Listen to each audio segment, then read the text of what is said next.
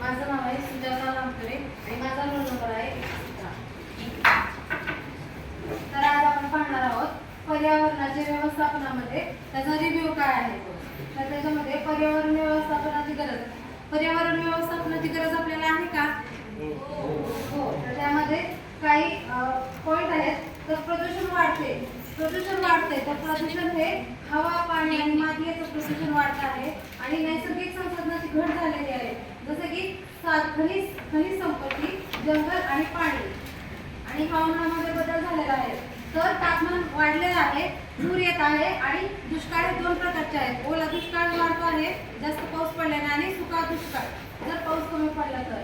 आणि ज्यावेळेस त्याचा नाश होत आहे, अनेक प्रजाती या नष्ट होण्याच्या मार्गावर आहेत, जसे की आशियाई सिंह आणि दुसरं म्हणजे चित्ते. आणि आपल्या देशामध्ये 17 सप्टेंबर 2002 रोजी आफ्रिकेतील नामिबियातून काही चित्ते आणले गेले आहेत, ते पंतप्रधान मोदी यांच्या वाढदिवसानिमित्त. तसेच पर्यावरण व्यवस्थापनाची प्रमुख तत्त्वे, तर त्या तत्त्वांमध्ये काय काय आहे? तर प्रदूषण नियंत्रण, पाण्याचं प्रदूषण,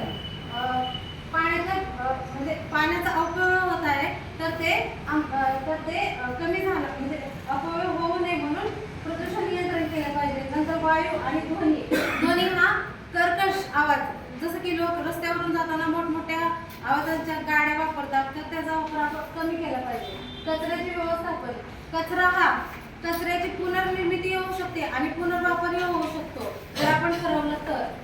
जैवविविधतेचे संवर्धन, त्याच्यामध्ये वन्यजीवाचे संरक्षण केले पाहिजे, जसं की काळवीट, हरिण यांचं संरक्षण केलं पाहिजे. आणि वनसंपदा वाढवणे म्हणजेच की झाडे लावा आणि झाडे जगवा.